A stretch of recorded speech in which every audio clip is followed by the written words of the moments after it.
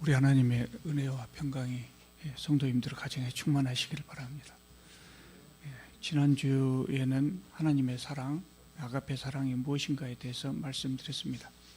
하나님께서 우리를 극진하게 사랑하십니다. 그래서 하나님께서는 우리도 형제와 이웃을 그렇게 사랑하라고 말씀하십니다. 복습을 좀 해보겠습니다. 아가페 사랑, 지난주에 크게 두 가지를 말씀드렸는데요. 아가페 사랑은 누구를 사랑하는 겁니까? 세상의 모든 사람을 사랑하는 거라겠습니다. 세상의 모든 사람, 예외 없이, 심지어 원수까지도 다 사랑하는 사랑입니다.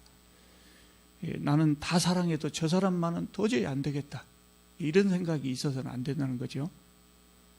또 아가페 사랑은 나의 만족을 위해서 사랑하는 것이 아니고 상대방의 유익을 위해서 사랑하는 것이라고 말씀드렸습니다. 그리고 오늘 지금 고린도전서 13장 4절에서 7절 오늘 본문으로 했는데요. 그 전에 1절에서 3절에서는 우리가 왜 사랑을 해야 되는가, 사랑이라고 하는 것이 얼마나 중요한 것인가를 말씀하고 있습니다. 아무리 방언을 잘하고 아무리 예언을 잘하고 심지어 산을 옮길 만한 믿음이 있다고 할지라도 사랑이 없으면 별거 아니라는 거죠. 그러니까 종교적인 업적 또는 교회의 봉사, 아무리 이걸 많이 한다고 할지라도 사랑이 기본이 되지, 사랑의 관점에서 나오지 않는 그런 것들은 하나님 앞에 별로 의미가 없다는 것이죠. 또 전 재산을 바쳐서 남을 구제하고 남을 위해 목숨을 버린다고 해도 사랑이 없으면 아무것도 아니다 했어요. 그러니까 남을 정말 사랑하는 마음이 없다고 할지라도 자기 의의를 구하기 위해서도 이런 행위는 할 수 있다는 거죠. 그래서 그렇게 한 행위는 하나님 앞에서 별로 중요한 것이 아니다, 유익함이 없다. 그만큼 형제를 사랑하는 것이 중요하다는 거예요. 우리가 교회 봉사를 하나 종교적인 업적을 쌓거나 또는 세상에서 어떤 활동을 할 때도 우리 기독교인들에게는 근본이 사랑의 관점에서 그것이 시행이 되어야 한다는 겁니다. 오늘 본문 4절에서 7절은 아가페의 삶이 어떤 것인가, 아가페적인 삶을 살려면 구체적으로 어떻게 살아야 되는가, 이거를 설명하고 있는데요. 15가지가 나옵니다. 그래서 오늘은 시간 제한이 있기 때문에 3가지만 말씀드리고 또 계속해서 그 다음 주 말씀드리려고 합니다. 첫 번째로 나온 것이 뭡니까? 오래 참고 그랬습니다. 사랑한다는 것, 하나님의 사랑, 아가페의 사랑을 한다는 것은 오래 참는다는 것이. 뭐를 참습니까? 다른 사람에 대해서 참아주는 겁니다. 다른 사람에 대해서 참고 용납하는 겁니다. 누가 나에게 악행을 해도 화를 내거나 미워하지 않고 보복하지 않고 참는 겁니다.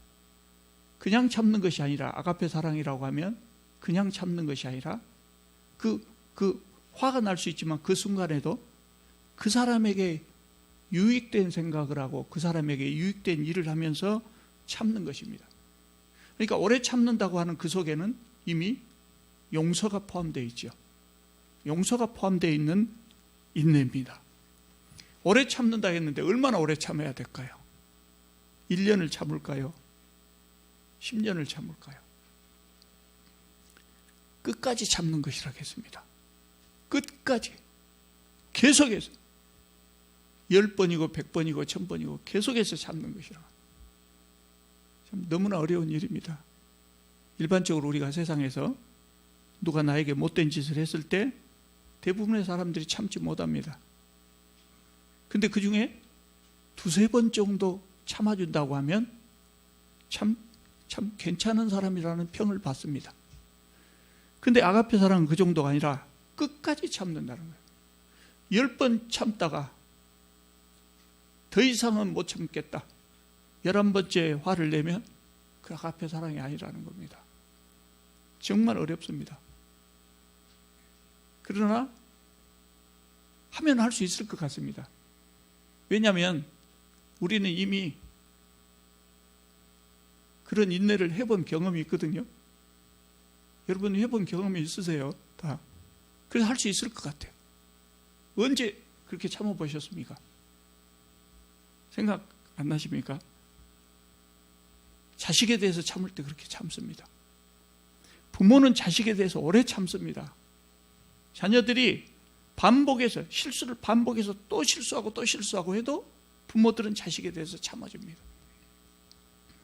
다른 사람이 세상 사람이 다 미워해도 부모는 자식을 사랑합니다. 아무리 흉악한 죄를 짓고 감옥에 들어간다고 할지라도 부모는 눈물로 기도하면서 기다립니다. 그게 부모의 마음입니다. 우리가 그렇게 연습해 본 경험이 있거든요. 그래서 교회 공동체에서 만나는 형제들을 이렇게 생각을 하는 겁니다. 이웃을 그렇게 생각하고. 그래서 형제와 이웃에 대해서도 자식에 대해서 참듯이 그렇게 참으라는 것이죠. 왜 그렇게 참아야 됩니까? 하나님이 우리를 참아주셨다. 하나님이 우리를 참아주고 계신다고 해요. 우리가 아무리 못된 짓을 하고 하나님을 배신할 때도 하나님은 참고 계세요. 여러분 한번 생각해 보십시오. 우리가 하나님 앞에 못된 짓을 했을 때 하나님께서 그때마다 우리를 벌하신다면 우리 가운데 과연 몇 명이나 명대로 다 살겠습니까? 우리 가운데 명대로 다 살 사람이 과연 몇 명이나 되겠습니까? 하나님께서 우리를 참아주시기 때문에 우리도 내가 너를 그렇게 참고 있으니까 너도 참아라. 그런 말씀입니다. 오래 참는다고 하는 것은 다른 사람의 악행을 그냥 방치하라는 것은 아닙니다. 사실은 어떤 사람이 악한 행동을 계속한다고 할 때 그 중지시켜야죠. 그 사람을 위해서라도 중지시켜야 되고 우리가 사랑하는 그 옆에 있는 다른 사람을 위해서라도 중지시켜야죠. 그러니까 사랑 속에는 징계도 포함됩니다. 징계하는 것도 사랑 속에 포함됩니다. 그런데 대부분의 교회의 문제가 사랑하기 때문에 징계를 해야 되겠다라고 징계하다 보면 문제가 생긴다고요. 그래서 제가 이 부분에 대해서 중요한 말씀을 드렸습니다. 뭡니까? 우리가 꼭 기억해야 될 것은 징계는 내가 하는 것이 아니다. 징계는 내가 하는 것이 아니에요. 당사자가 징계하는 것이 아니다는 거예요. 어떤 사람이 화를 내고 그리고 그것으로 인해서 상처받은 그 사람이 징계를 하는 것은 아니다. 교회에서 징계는 누가 합니까? 교회 지도자들이 하는 거라고요. 교회의 지도자들이. 그러므로 징계가 필요하다고 할 때라도 징계하고 안 하고는 교회에 맡기고 우리는 어떻게 해야 됩니까? 무한히 용서하고 사랑하고 오래 참고가 그것입니다. 또 우리가 기억해야 될 것은 하나님은 나에 대해서만 참아주는 거 아니거든요. 내 옆에 사람에 대해서 참아주거든요. 예를 들면 우리 신집사님이 저한테 못된 짓을 했다 그럴 때 화가 나죠. 화가 나요. 그런데 하나님께서 그걸 알고 계시면서 하나님께서 지금 신집사님에 대해서 참고 계신다. 참고 계셔요. 하나님께서 참고 계시는데 내가 감히 보복을 해서는 안 된다는 거예요. 그것은 하나님의 뜻을 어기는 것이라는 의미죠. 구약 성경에 보면 그런 사람이 있어요. 하나님께서 참는데 내가 어떻게 보복을 하겠습니까? 그런 사람이 있어요. 누굽니까? 요셉이 그랬습니다. 요셉은 정말 험한 삶을 살았어요. 마지막이 해피엔딩으로 끝나서 요셉에 대해서 우리가 잘못 생각할 수 있는데요. 보통 사람이 요셉 같은 삶을 산다면 마지막까지 못 살고 아마 자살하고 싶을 겁니다. 형들이 미워해서 죽이려고 하다가 겨우 살아났는데 외국에 종으로 팔아넘겨버렸다. 그 삶이 얼마나 힘든 삶이었겠습니까? 근데 이 사람이 총리가 되고 형들에게 보복할 수 있는 힘을 갖추게 된 다음에도 보복을 하지 않습니다. 자기 앞에 벌벌 떠는 형들을 향해서 뭐라고 합니까? 두려워 마십시오. 내가 하나님을 대신하겠습니까? 무슨 말입니까? 하나님이 형들에 대해서 참고 계세요. 그런데 어떻게 감히 내가 보복할 수 있겠냐? 하나님은 나에 대해서만 참는 것이 아니라 나에게 상처를 준 저 사람에 대해서 참고 계세요. 그래서 우리도 참아야 된다는 거죠. 참다 보면 정말 억울한 생각이 많이 들어요. 왜 나만 참아야 되냐? 우리가 흔히 하는 이야기입니다. 누가 다툴 때 한쪽에 가서 참으라고 하면 흔히 나오는 이야기가 왜 나만 참아? 보통 그렇습니다. 참을 때는 정말 억울한 생각이 들지만 참고 나면 오히려 기분이 좋아집니다. 참기를 잘했다. 그런 생각이 듭니다. 여러분, 이 보복이나 증오라고 하는 것은요, 그냥 끝나지 않고 반복됩니다. 악순환이 됩니다. 어떤 사람이 나한테 상처를 줬다고 해서 내가 보복하고 증오를 하면 이 증오는 저 사람이 먼저 했기 때문에 나는 정당하다 이렇게 생각할지 모르지만 내가 보복한 이 보복과 증오는 또 다른 보복과 증오를 낳고 이게 반복됩니다. 그러면 결국은 공동체가 깨지게 되는 거죠. 오래 참으면, 부부간에 오래 참으면 정말 행복한 삶을 살 수 있습니다. 가정이 행복합니다. 교회에서 성도들 간에 오래 참으면 교회에 천국이 이루어집니다. 두 번째로 사랑은 온유하며 그랬습니다. 온유라는 말 우리가 잘 사용하지 않습니다. 요새는 잘 사용하지 않는데 온화하고 부드러운 것을 말합니다. 온화하고 부드러운 것. 사람을 대할 때 사납게 거칠게 대하지 않고 부드럽게 대하는 겁니다. 그래서 어떤 분이 이 온유함이라고 하는 것을 쿠션에 비유했어요. 우리가 공을 이렇게 딱딱한 바닥에다가 떨어뜨리면 툭 튀어오르지 않습니까? 근데 쿠션 위에 떨어뜨리면 쿠션이 그거를 받아들인다. 그 튀어오르지 않는다고 해요. 온유한 성격이 그런 거라는 거예요. 누가 사납게 나에게 올 때 아마 그 사람은 작정하고 오늘 저 사람 한번 혼을 내줘야 되겠다. 어떻게 반응하더니 내가 이렇게 이야기하면 저 사람도 화를 내겠지. 그러면 가만 안 둬야 되겠다. 이렇게 작정하고 달라들 때 아이고 미안합니다. 내가 잘못한 것이 없어도 그냥 그렇게 받아주는 겁니다. 그것이 온유입니다. 그러면 분란이 있을 수가 없죠. 우리가 요새 홈쇼핑을 많이 하니까 택배가 많이 오잖아요. 깨지는 물건이 있으면 어떻게 합니까? 뽁뽁이로 잘 싸갖고 옵니다. 참, 뽁뽁이 누가 만들었던가 몰라도 기가 막히게 잘 만들었어요. 안 깨집니다. 던져도 안 깨집니다. 이게 충격 완화작 역할을 하죠. 쿠션 역할을 하는 거예요. 그래서 교회에 온유한 사람이 바로 이런 역할을 하는 겁니다. 어떤 곳이나 사람이 모인 곳에는 까칠한 사람이 있을 수밖에 없어요. 까칠한 사람이 있을 수밖에 없어요. 그런데 교회에 온유한 사람들이 많이 있으면 까칠한 사람끼리 만나서 부딪히려고 할 때 그 사이에 쿠션의 역할을 해주는 거예요. 그래서 이런 사람들은 정말 교회 공동체에 정말 이 보석 같은 존재다. 그렇게 말할 수 있죠.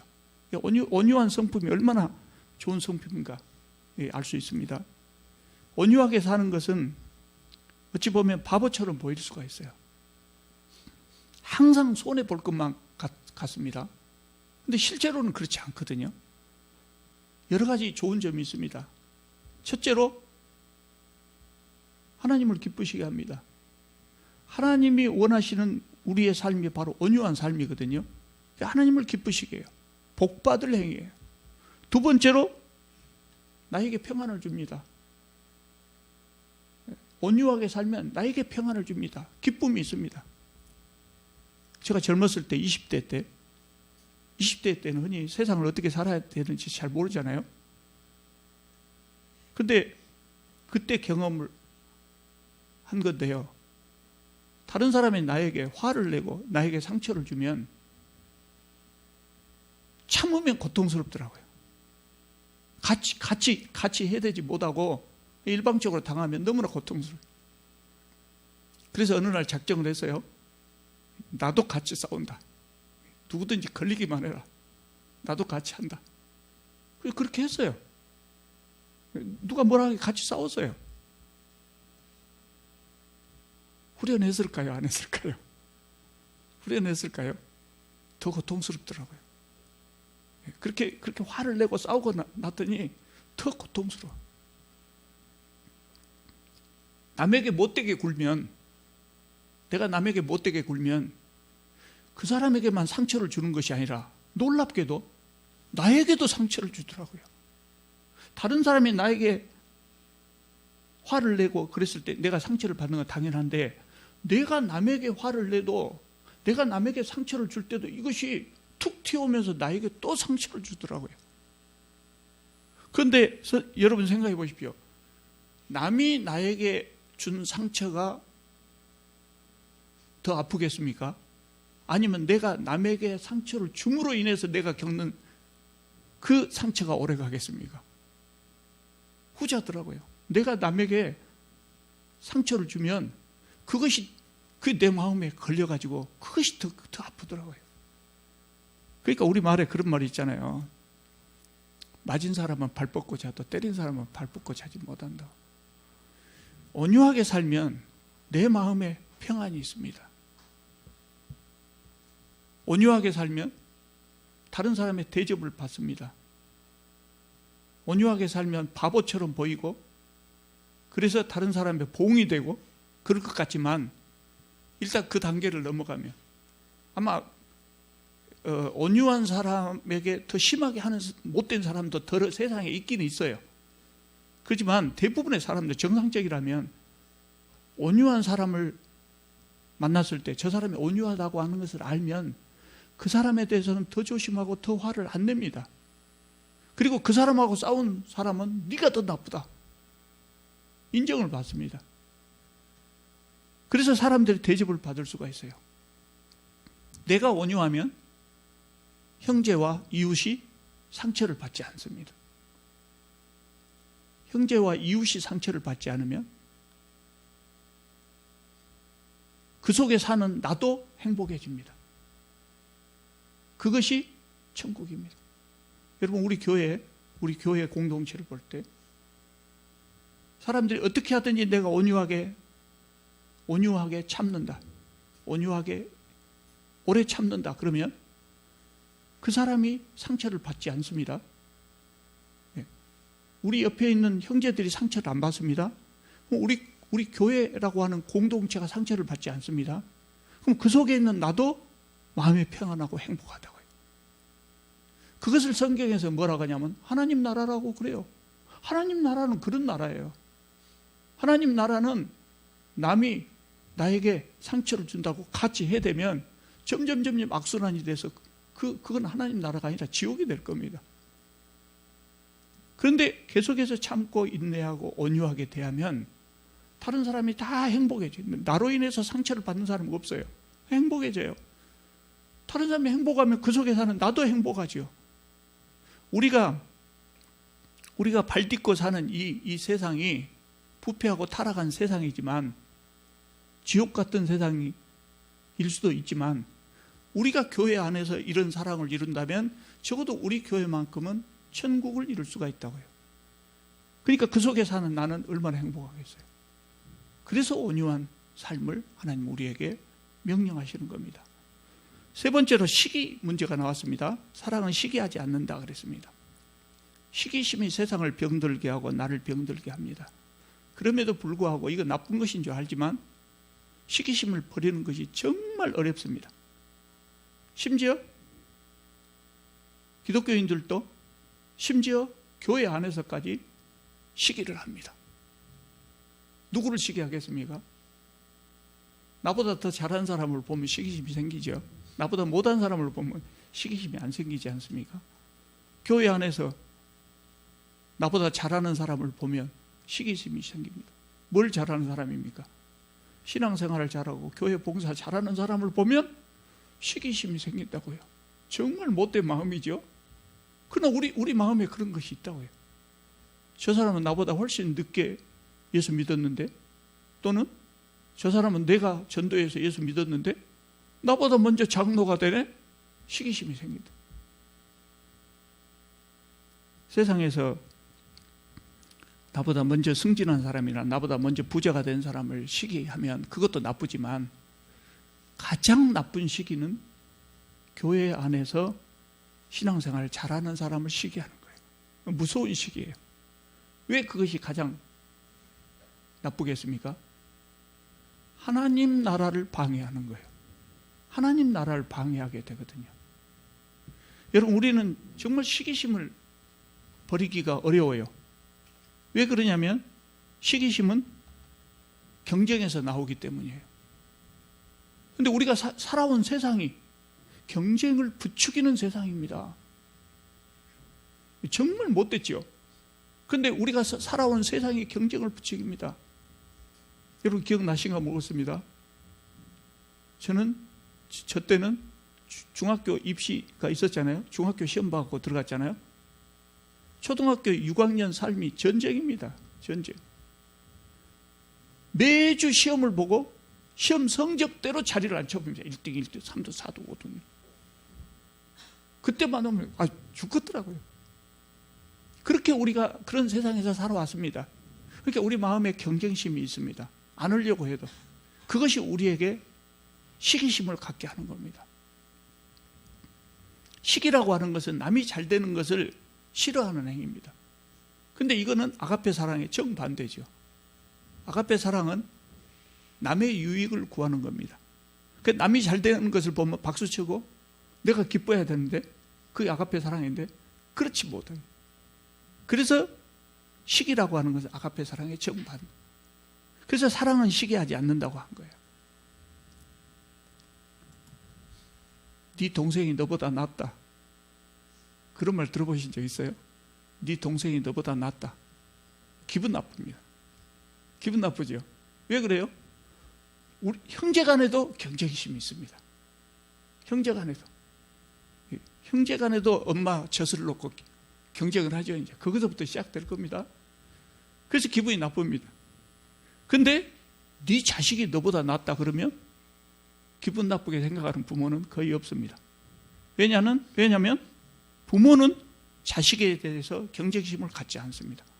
그래서 시기하지 않습니다. 시기하지 않으려면 경쟁심을 버려야 됩니다.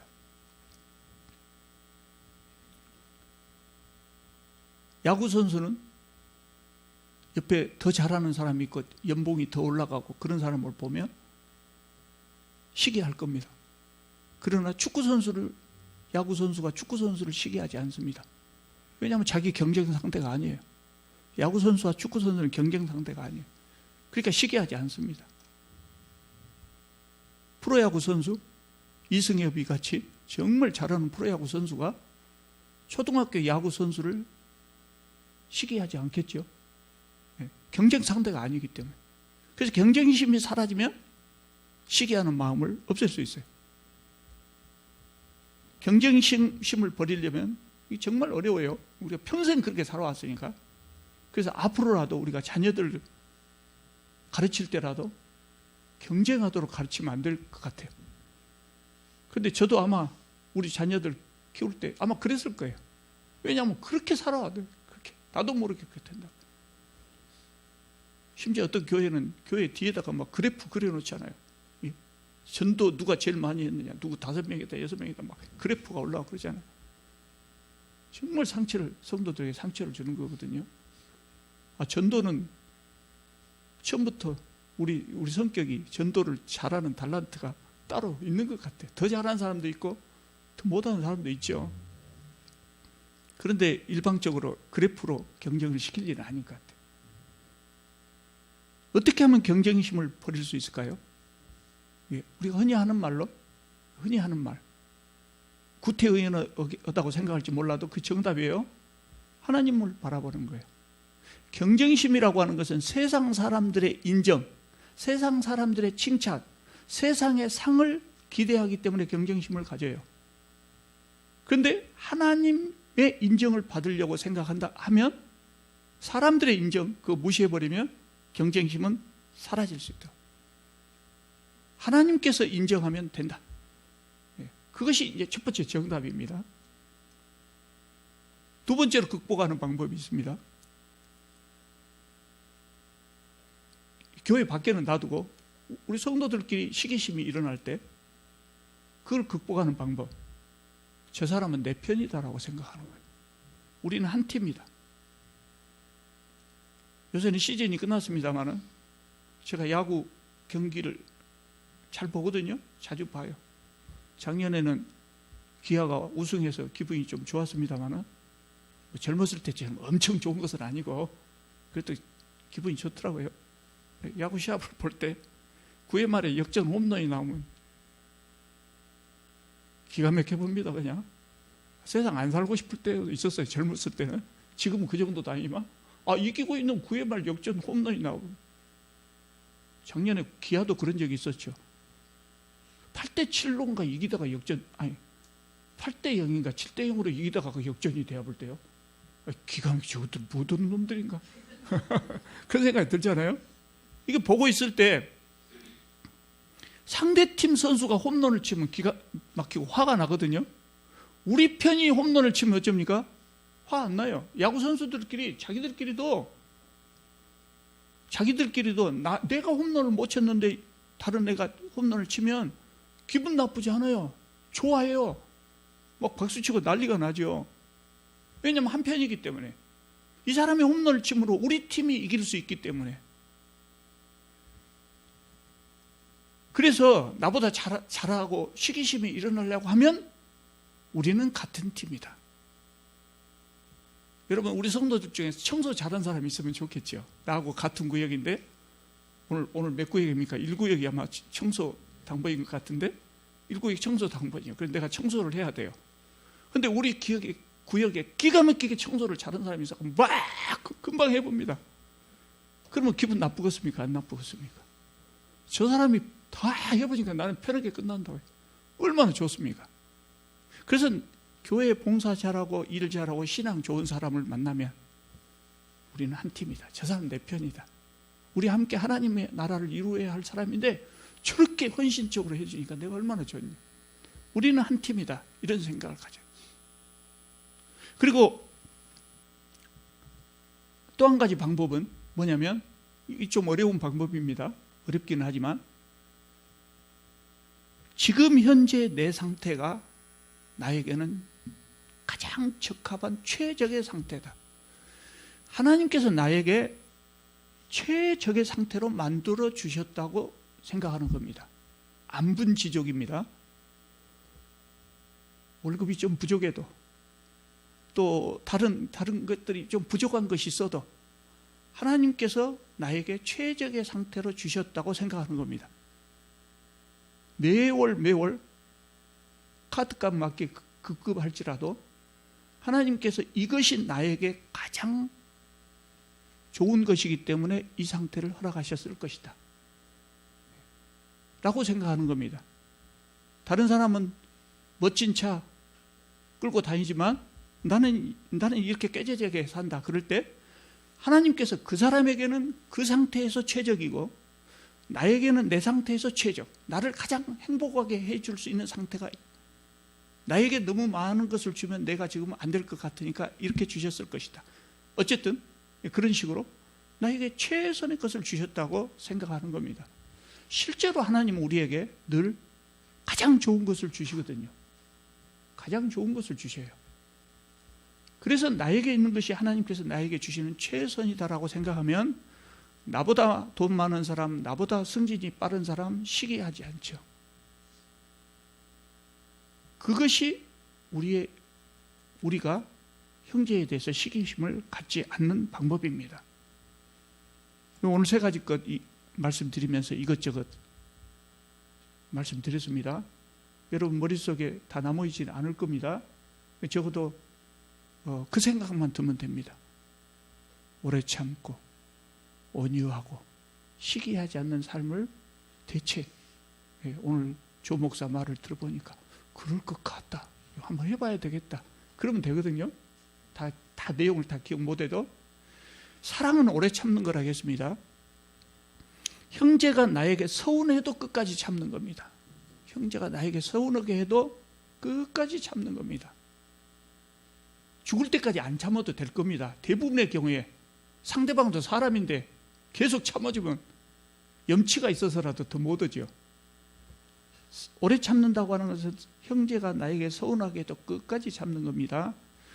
사랑은 온유한 것이라겠습니다. 형제가 나에게 날카롭게 공격을 해도 부드럽게 받아주고 안아주는 겁니다. 시기하지 않는 것입니다. 형제가 잘 되는 것을 오히려 기뻐하는 겁니다. 정말 어려운 일이지만 우리 한번 해봅시다. 그것이 우리의 신앙을 더 깊게 하고, 그것이 우리를 복되게 하고, 그것이 우리를 행복하게 하고, 우리 교회 공동체와 우리 가정을 행복하게 할 겁니다. 우리가 이렇게 사랑하면 우리 가운데 하나님 나라 천국이 이루어집니다. 우리가 부패하고 타락한 세상 속에 살아도 우리 교회, 우리 가정만큼은 천국이 이루어지는 겁니다. 우리가 그렇게 사랑해 봅시다. 그래서 우리가 그렇게 세상을 사랑함으로 인해서 이 타락한 세상을 아름다운 세상으로 바꿀 수 있기를 바랍니다. 표제창도 한번 하겠습니다. 저도 이거 하려면 손발이 오글거립니다만은 한번 다짐을 한번 해보십시다. 자, 아멘 합니다. 우리 서로 사랑합시다. 우리 서로 사랑하려고 최선을 다해 노력합시다. 내가 먼저 사랑하게 해주시라고 기도합시다. 함께 기도하시겠습니다. 거룩하시고 자비로우신 우리 하나님, 말할 수 없이 극진한 사랑으로 저희들을 보살펴 주시고 돌보아 주심을 감사드립니다. 주님, 저희들도 주님 사랑 본받을 수 있게 하여 주시옵소서. 정말 어려운 일이지만 우리가 이것을 우리 교회 안에 이루고 우리 가정 안에 이룰 수 있도록 우리 마음을 주장하여 주시옵소서. 이 사랑을 베풀 수 있도록 우리 마음에 흡족한 은혜를 내려 주시옵소서. 예수님의 이름으로 기도하옵나이다. 아멘.